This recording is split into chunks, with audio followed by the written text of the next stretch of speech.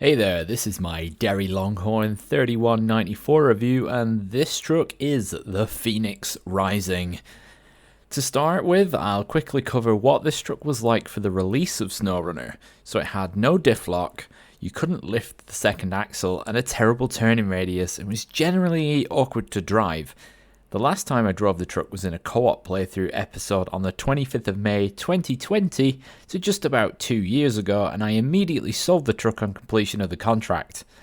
So on to the present. I have the truck set up with the Westline M900 engine, the off-road gearbox for AAC Plus performance rankings. For tyres I've opted for OHD 2. You can somewhat go with any OHD tyre. The OHD 1 has a better mud rating, but OHD 2 are better for roads and dirt. And the footage on screen is all with the OHD 2 tyre. If you use the OHD 1, you should have greater performance than what you're seeing on the screen. Chain tyres are also an option as well, because you get this truck in Alaska, so if it didn't have chains, you'd be in trouble. You can also equip 2 spare wheels in one module, which to me is excellent, especially if you've seen any of my hard mode live streams. Add-ons just cover high and low saddles, the same as the Derry Longhorn 4520 and the co-op trucks. In normal cruising without a trailer, the truck moves along with no issues at all, even being able to plough through wet mud in high gear with good speed. And it isn't too fast, if you know what I mean. There's no Cat CT680 or the 6900 twin steer, it just travels at a good speed. With a low saddle trailer equipped, as you can see here, with metal beams as cargo, you won't quite get away with the high gear in the same way you would without a trailer, so you probably have to drop down to low range for mud and wet mud. Fuel consumption though, in the mud will set you back around 10 to 20 litres per minute. Roads and dirty roads will be simple enough for your fuel consumption, but it will sort of be anything between 4 to 20, just depends what's there at the time.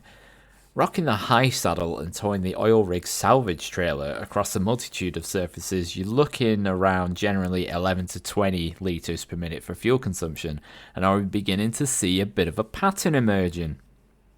21 litres per minute with this setup seems to be the very, very upper limit of the fuel consumption, as long as you're driving in an appropriate gear for the terrain and not just maxing the revs.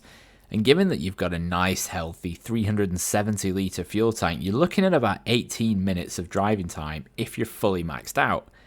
I averaged out all of my averages for the fuel consumption for different surfaces and different gears, etc., and estimate that you could probably drive this solidly for 30 to 35 minutes before requiring fuel, which is pretty damn good. Unless the route is entirely deep, wet mud, but surfaces change all the time. To summarise, the pros of this truck include good fuel economy, good tyre choices, diff lock and all-wheel drive always on, good drive in high range and low range, 2 spare wheels, which is good for an add-on for a vanilla hauling truck, and it is free in Alaska once you complete the recovery mission. The cons of this truck include that the turning radius is terrible, and it was terrible before they added the diff lock, so it isn't because of the diff lock. And the second axle may reflect the IRL truck, but it has no use in Snowrunner and will often cause you to ground out and get stuck. Only high and low saddle add-on, so you're sort of limited in what you do. There's no tanker, no van body add-on. So to sum up, this truck is useful in a pinch and probably best suited to low saddle work, because you need that turning circle that if you're going to be trying to use the super heavy trailer, you're just going to be stuck all the time, mostly because the truck won't go around the corner. Based on the above downsides, I'm awarding this truck a 7 out of 10. If the turning radius was improved and perhaps some repair parts were added with the spare wheel add-on, then we'll have a really nicely rounded truck. So I want to thank you all very much for watching. If you found this video useful, then please let me know down below. And if you could give the video a little like, as it really helps the channel out and lets me know if these videos are any good. And have a great day.